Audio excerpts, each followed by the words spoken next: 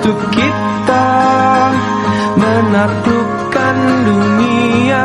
Berlarilah tanpa lelah sampai engkau meraihnya. Laskar pelangi takkan terikat waktu. Bebaskan mimpimu di angkasa, warnai bintang di jiwa.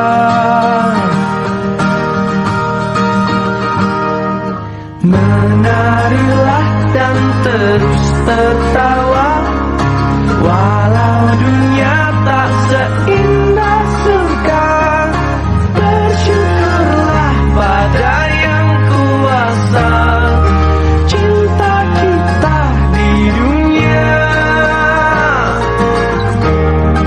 selamanya.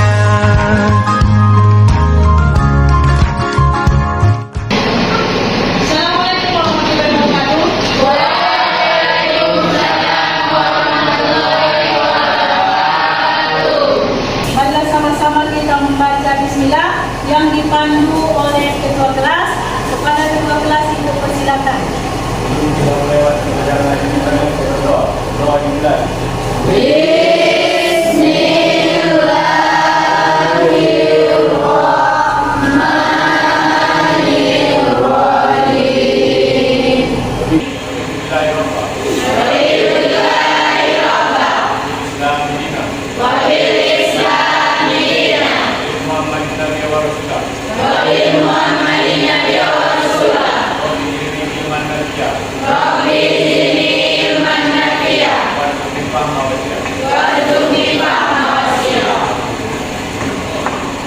Bagaimana kabar anak-anak hari ini? Sehat semua?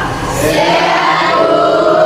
Alhamdulillah ya kalau sehat. Nah, sekarang Ibu periksa dulu. Bagaimana kebersihannya hari ini? Coba dulu kamu lihat. Ada sampah nggak? Ada?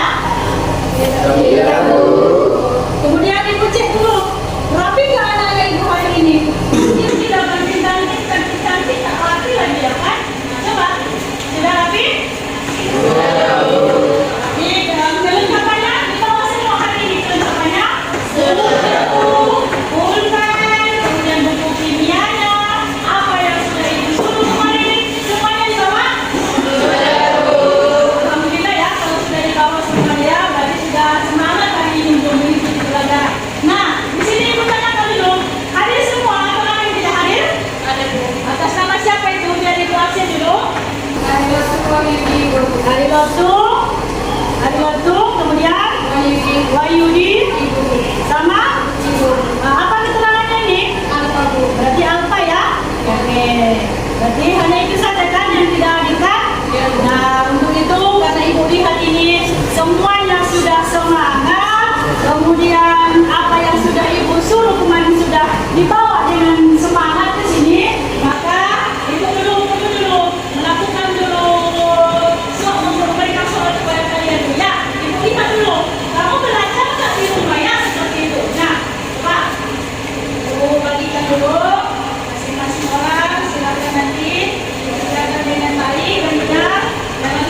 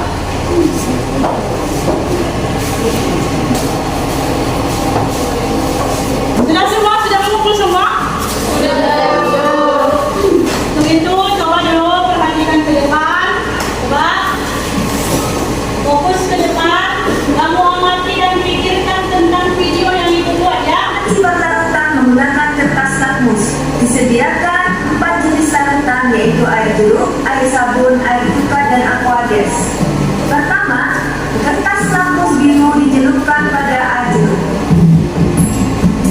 Kemudian kertas lakmus merah dicelupkan pada air itu. Lalu langkah kedua, kertas lakmus biru dicelupkan pada air sabun. Dan kertas lakmus merah juga dicelupkan pada air sabun. Langkah ketiga, kertas lakmus biru dicelupkan air cuka. Dan kertas lakmus merah dicelupkan pada air cuka.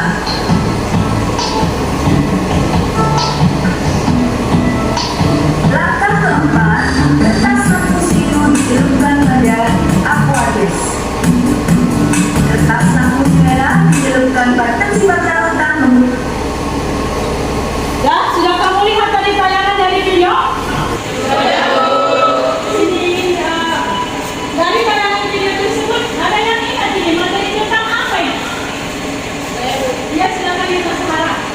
Materinya adalah tentang indikator asal muasal dan menguji dari kertas lakmus. Ya, silakan. Ada lagi yang ingin menambahkan atau? Ibu, Ya, silakan. menurut hasil pengamatan saya, yang pertama, saya melihat ketika kertas lakmus biru dimasukkan ke dalam air jeruk berubah menjadi merah, dan ketika kertas lakmus merah dimasukkan ke dalam air jeruk tetap berwarna merah. Yang kedua, saya melihat ketika kertas lakmus biru dimasukkan ke dalam air sabun tetap berwarna biru, dan ketika kertas lakmus merah dimasukkan ke dalam air sabun berubah menjadi warna biru. Yang ketiga, saya melihat ketika kertas lakmus biru dimasukkan ke dalam air cuka berubah menjadi warna merah, dan ketika kertas lakmus merah dimasukkan ke dalam air cuka tetap berwarna merah. Yang keempat, saya melihat ketika kertas lakmus biru dimasukkan ke dalam air aquades tetap berwarna biru, dan ketika kertas lakmus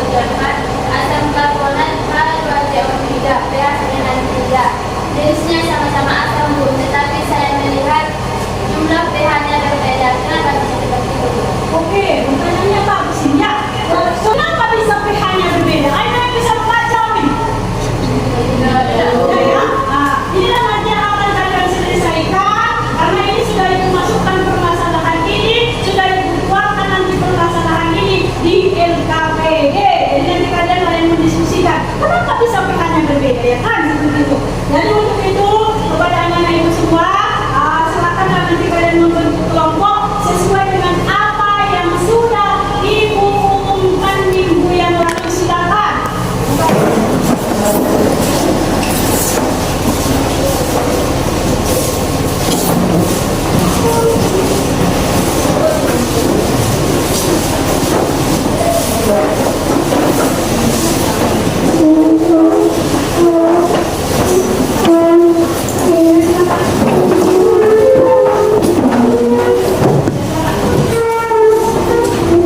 Di sini Ibu akan membagikan LKPD-nya ya, dengan bahan adat.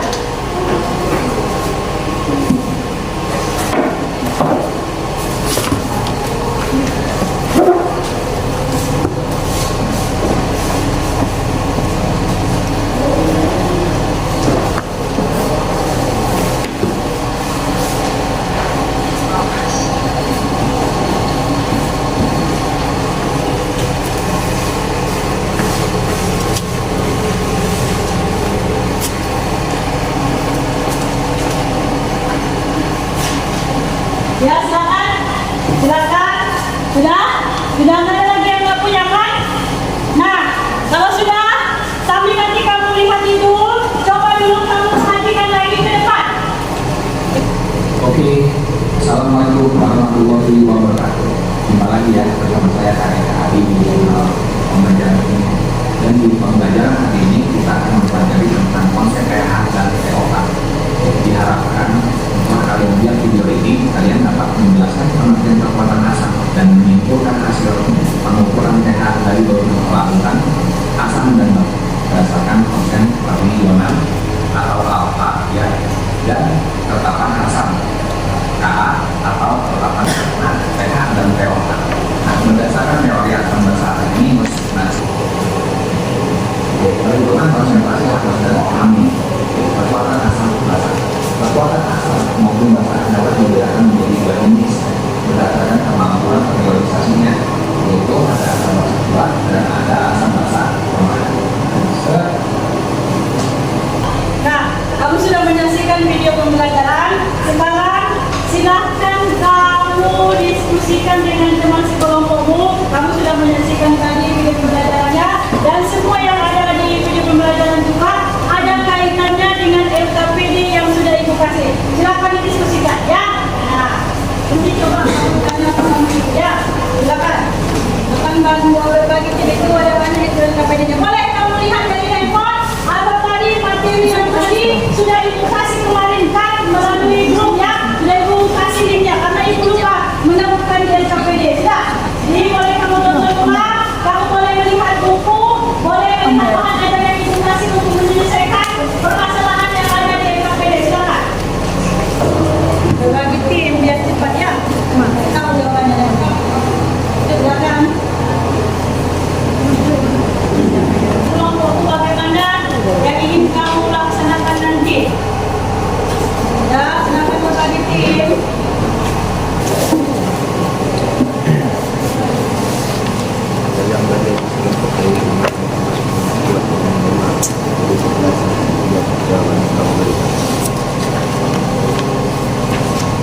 Fokus hanya di hasil karya ya. Ada di situ LKPD yang ingin dipecahkan. Ya, makanya berbagi tim apanya biar jangan sendiri-sendiri kan. Misalkan kan mereka satu dua, kau ini sama ini gitu kan, seperti itu bilang cepat kita kan. Paham kan? Yang mau dikerjakan kan? Dan apa? Semua? Sudah, kita lanjut ke tahap selanjutnya, yaitu mempresentasikan hasil diskusi kelompok kalian. Kepada kelompok satu Ibu persilakan.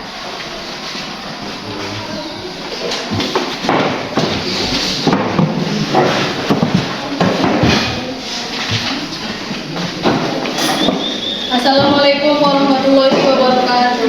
Waalaikumsalam warahmatullahi wabarakatuh. Kami dari kelompok 3 ingin membacakan hasil diskusi kami, yaitu 1. Dari gambar di atas dikelompokkanlah mana yang termasuk asam kuat dan lemah. Berikan alasan setiap jawaban yang kamu berikan. Asam kuat yaitu asam klorida dan asam format. Asam lemah, asam asetat, air aki, asam karbonat dan penjelasan di atas kemukakanlah yang dimaksud dengan asam kuat dan basa kuat serta asam lemah dan basa lemah. Asam kuat adalah senyawa asam yang mudah melepaskan ion H+ dalam air, sedangkan asam lemah adalah senyawa asam yang sulit melepaskan ion H+ dalam air. Basa kuat adalah larutan yang dapat melepaskan semua ion-ionnya ke dalam larutan dan mengalami ionisasi sempurna. Alfa sama dengan 1. Basa lemah adalah suatu larutan basa yang melepaskan sebagian ion H dalam air.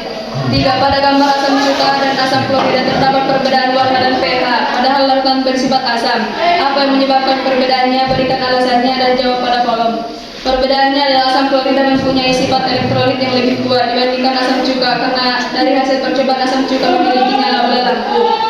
4. Amonium hidroksida adalah senyawa yang memiliki unsur NH4OH yang memiliki titik lebur minus 91,5 derajat Celcius. Amonium hidroksida dikenal dengan nama amonia dan amonia ini digunakan pada bahan pembersih rumah tangga. Jika amonia NH4OH memiliki 0,4 m dan K sama dengan 10⁻⁻5, tentukan nilai pH larutan NH4OH. Jawab, larutan NH4OH MB sama dengan 0,4 m sama dengan 4 dikali 10⁻⁻1, KB-nya sama dengan 10⁻⁻5. COH sama dengan akar KB dikali MB sama dengan akar 10⁻⁻4 dikali 4 dikali 10⁻⁻1 sama dengan akar 4 dikali 10⁻⁻6 sama dengan 2 dikali 10⁻⁻3. Selanjutnya pH. POH sama dengan minus logaritma 2 dikali 10⁻⁻3. POH sama dengan 3 dikurang logaritma 2. pH sama dengan 10 dikurang POH. pH sama dengan 14 dikurang 3 dikurang 10 dikurang 1092. pH-nya sama dengan 11 tambah logaritma 2. Dalam kehidupan sehari-hari, kalian pasti pernah mengenal makanan dari buah-buahan yang memiliki rasa asam, misalkan jeruk nipis dan belimbing ulu. Pada jeruk nipis dan belimbing banyak mengandung asam sidrat yang membawa rasa asam. Namun, apakah sama tingkat keasaman antara air jeruk nipis dengan air belimbing? Lalu, manakah yang lebih asam antara jeruk nipis dengan air belimbing? Yang lebih asam adalah jeruk nipis karena memiliki rasa asam yang sangat kuat, sedangkan belimbing ulu memiliki rasa yang asam manis dan yang memiliki rasa yang khas. Buatlah kesimpulan dari apa yang sudah kamu lihat dari tayangan video, bahan ajar, internet, dan boleh kamu buat kesimpulan dalam bentuk karya di kertas PPT, kemudian presentasikan hasilnya. Kesimpulannya yaitu pH merupakan singkatan dari power of H atau daya H yang artinya adalah logaritma negatif dari konsentrasi ion hidrogen. pH atau derajat keasaman digunakan untuk menyatakan tingkat keasaman atau basa yang dimiliki oleh suatu zat, larutan atau benda. pH normal memiliki nilai 7, sementara bila nilai pH kurang lebih dari 7 menunjukkan zat tersebut memiliki sifat basa, sedangkan nilai pH kurang dari 7 menunjukkan keasaman. Sekianlah hasil diskusi kami. Jika ada teman kami yang ingin bertanya, kami persilahkan. Apa saja yang dapat digunakan untuk mengukur tingkat keasaman suatu senyawa? Yaitu dengan menggunakan indikator universal atau tabel indikator pH, menggunakan pH meter, menggunakan kertas lakmus, ataupun melalui perhitungan dengan mengetahui konsentrasi suatu larutan tersebut. Baik, jika tidak ada lagi teman kami yang ingin bertanya, kami akhiri. Assalamualaikum warahmatullahi wabarakatuh.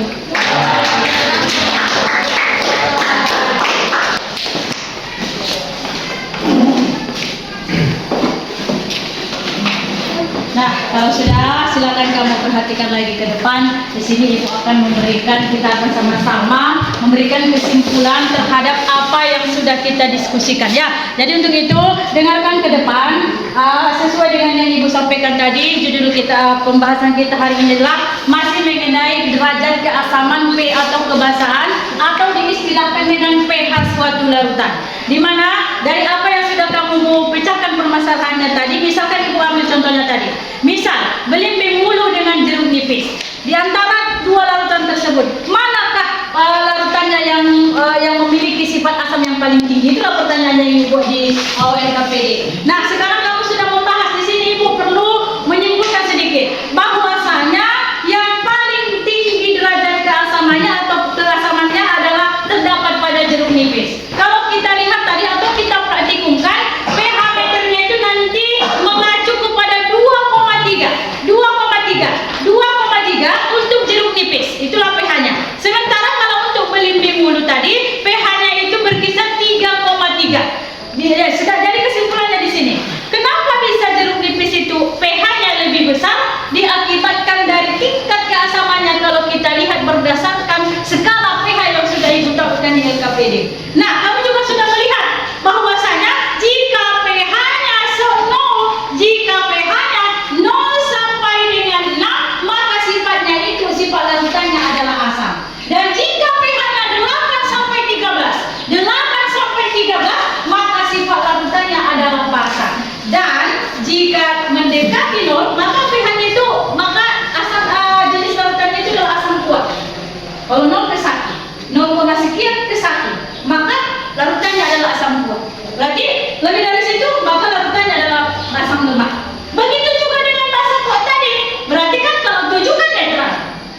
netral, berarti tidak bersifat asam ataupun basa. Berarti dimulai daripada 7,1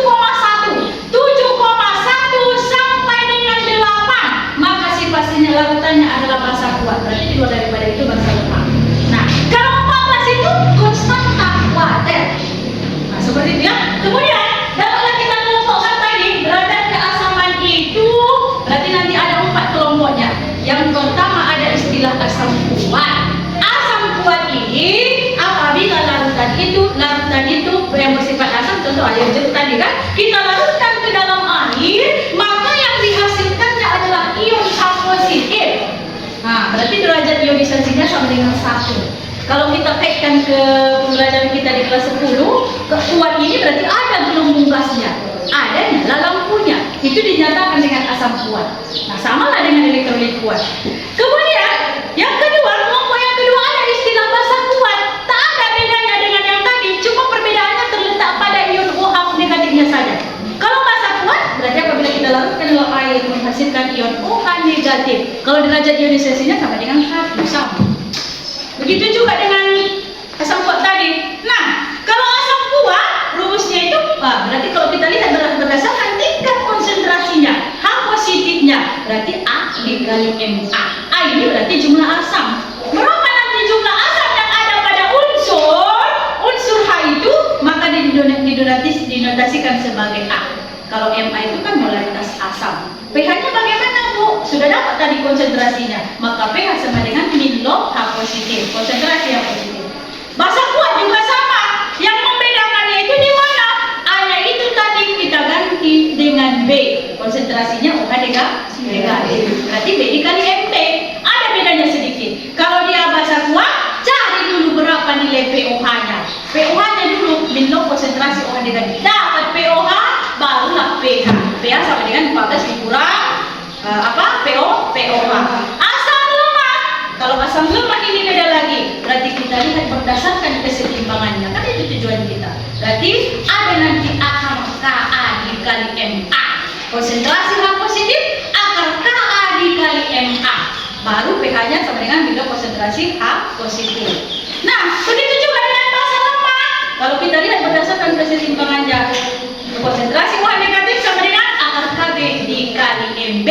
Baru nanti PO sama dengan bila konsentrasi OH negatif, pH sama dengan 14 dikurang pOH. Bisa dipahami semua? Nah, Ibu bertanya dulu, sesuai dengan apa yang sudah disampaikan tadi. Ibu sampaikan tadi, misalkan Ibu buatlah dulu H2SO4. Coba dulu H2SO4, coba dulu 5. Berapa jumlah A-nya di situ? Berapa nilai A? H2SO4. Jadi berapa jumlah A-nya? Berarti 2 ya. Serima sudah paham berarti. Kalau misalkan Ibu buat H3PO4, coba berapa jumlah A-nya? 3. Berarti kalau kita masukkan ke rumus, berarti coba dulu ya, Ibu masukkan ke rumus. Misalkan tentukanlah konsentrasi H positif H3PO4 0,01. Jadi bagaimana? Coba, ada yang bisa? Tentukanlah konsentrasi H positif, berarti H3PO4 0,01. Dengan rumus tadi, A dikali MA. Ada yang tahu? Tentukanlah konsentrasi H positif H3PO4. Hanya berapa tadi? 3. Berarti 0,01 jadi berapa? 0,01 M. Berarti berapa? Berapa jadinya? 3 dikali berapa? 0,01. Berarti ini nanti yang perlu dipelajari ya. Jadi Ibu rasa tadi sudah agak sedikit paham dengan apa yang kita sampaikan. Nah, karena waktunya juga tinggal sedikit lagi, Ibu kasih waktu sebentar. Coba dulu kamu berkumpul kembali ke kursi masing-masing biar kita masuk tahap refleksi. Sudah tahap evaluasi. Silakan berkumpul ke masing-masing.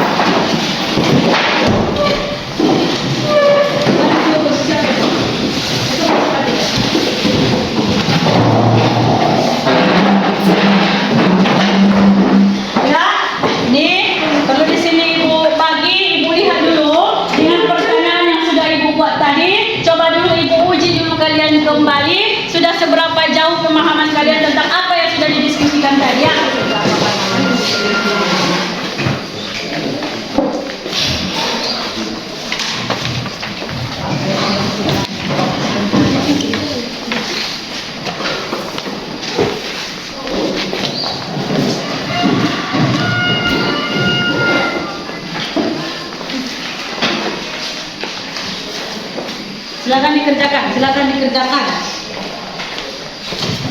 Silakan dikerjakan. Nah, pertanyaan.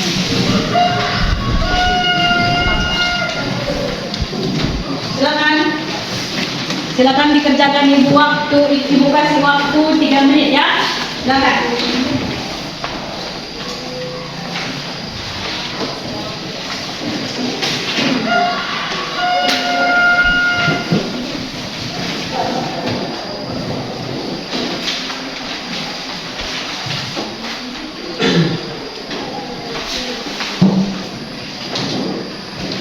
Sudah? Kalau sudah dari ini dulu, biar nggak terlalu banyak kali dari sini dulu. Agak cepat, agak cepat.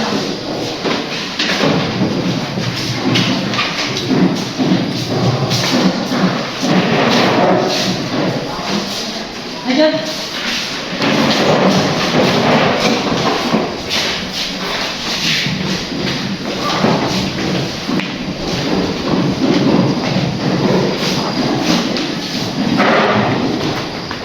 Lanjut.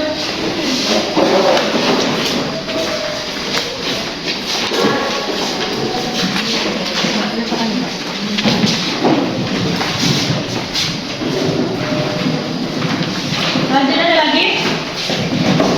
Lanjut.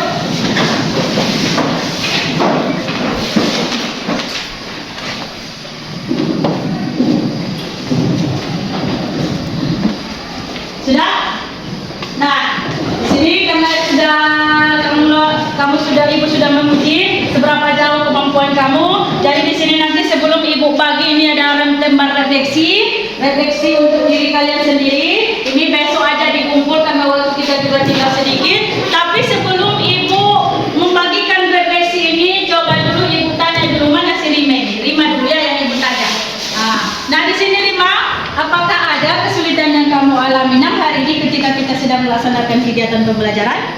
Tidak Bu, karena dengan pembelajaran hari ini saya dapat mengetahui yang mana asam dan yang mana basa, dan saya juga dapat mengetahui cara menentukan jumlah pH.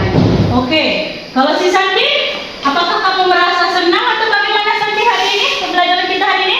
Iya Bu, karena kami lebih bisa mandiri untuk menyelesaikan permasalahan dan bahkan kami bisa bekerja sama dengan baik untuk menyelesaikan materi pembelajaran hari ini Bu. Nah, terima kasih. Berarti semua berjalan sesuai dengan keinginan kita. Karena waktu kita juga tinggal beberapa menit lagi. Jadi untuk itu perlu Ibu sampaikan di sini bahwa pembelajaran kita untuk minggu yang akan datang adalah mengenai pH campuran suatu larutan. Jadi Ibu harapkan banyaklah belajar di rumah. Jadi untuk itu karena tadi kita sudah awali dengan bismillah, maka sekarang kita sama-sama mengakhiri dengan hamdalah.